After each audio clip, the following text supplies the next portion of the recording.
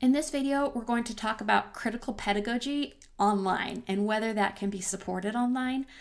And we're first going to start with something called the transactional distance theory, because I think it helps us to start think about the dynamics in an online course and how dialogue works, because dialogue is a big part of critical pedagogy, which we'll get to after. So first of all, this comes from Moore in 1993, and it can be a little counterintuitive at first, so I'm going to walk through it. So it's basically a graph, and on this side is structure. So less structure, if we think of a face-to-face course, that's maybe where the professor just comes in and says, okay, what's everyone been thinking about? And you just have a discussion about that. More structure would be when they come in with an agenda, we're going to talk about this, we're going to do this example, we're going to do that. That's more structure. So online, more structure is more like courses that are set ahead of time. There's not much changes throughout or any changes throughout. Whereas less structure is kind of make it up as you go. All right. Now, these aren't good or bad. They're just different. All right. So the next one is dialogue. So that's the conversations that happen, how much communication there is, both among students and among the instructor and students.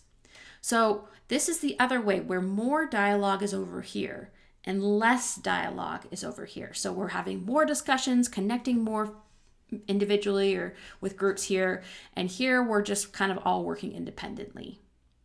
So transactional distance is actually increases if we have less dialogue.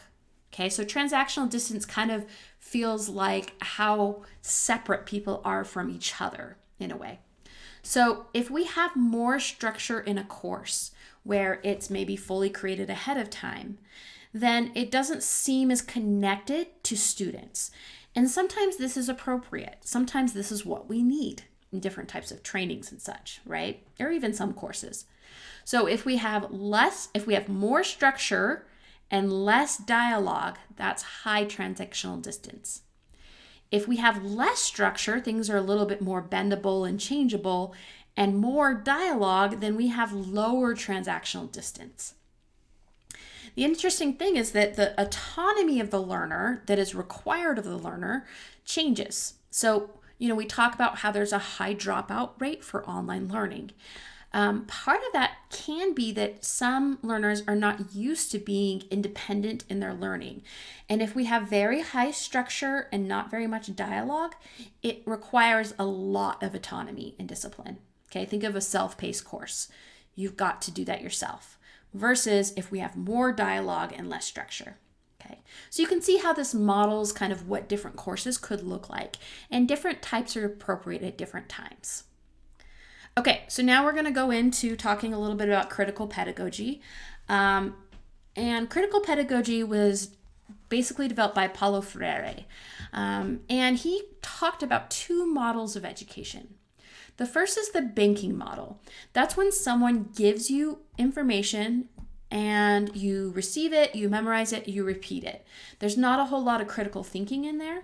So he compared it to just a teacher just putting stuff in your head, right? And you're just accepting whatever they say and whatever's coming in.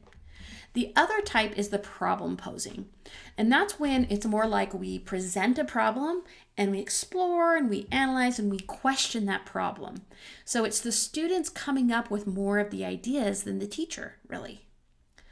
The reason for this kind of gets illustrated in this cartoon here. Sorry, it's a little bit blurry. It's the best quality I have. Freire talks a lot about the oppressor. And that can basically mean the people who are in charge, the people who have power over politics and financial systems. They're usually the ones who get to decide what's in a school curriculum, for example. And they're the bearer of the true knowledge. They have this perspective that is absolutely true. And so often in schools, what we're doing is we're filling the minds with whatever is the powerful person. So if it is not orange, it is not real. It becomes hard to see any other way because the powerful person is able to educate people to think like they do. Okay, so the idea with critical pedagogy is you do more questioning of what's being poured in your head so you can take action and change up this power structure. Now, this is an extreme view. I think of this more as a continuum, where I think there's some of this in school and some of it's not, but this is kind of if you think of this as the extreme case, then that helps you understand where this is coming from. So in traditional teaching, we emphasize instruction, a lot of time management, how-to or skill development. The instrumental dimensions of education are like what comes out of it. Like it improves people's ability to work or to be a citizen. That's instrumental. We try to keep things neutral, and we usually just present one view. Critical pedagogy changes to human beings, their needs, contexts, and histories. It focuses on exploring and respecting contexts and histories.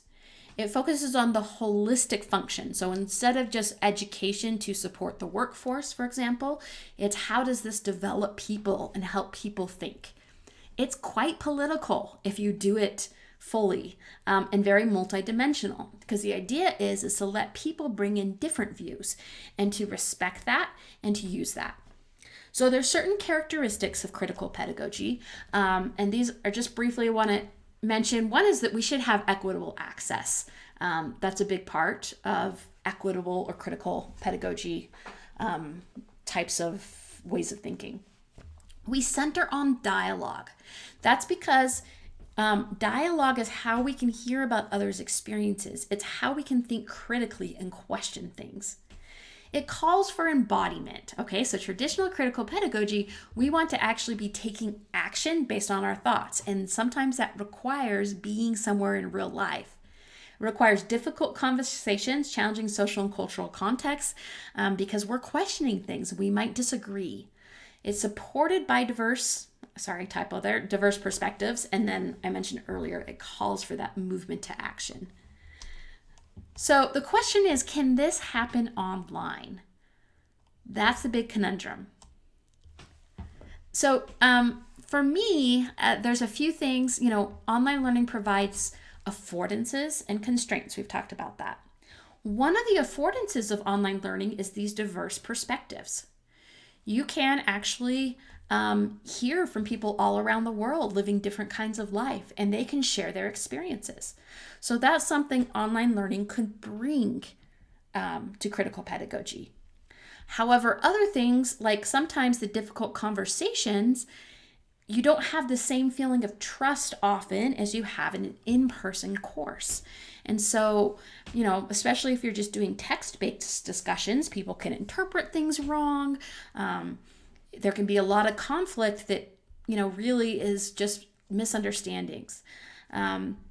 Centered on dialogue. Dialogue takes interaction with people, and that can be harder to do online. So those are some things to think about when we're considering how to do this online. All right, takeaways. I did these all once. First, Moore's transactional distance theory relates to structure, dialogue, and autonomy. Structure increases, dialogue decreases, and that leads to increased transactional distance and increased autonomy. Okay. Critical pedagogy approach that emphasizes questioning systems and moving to action, which can be difficult to support online. Thanks for watching.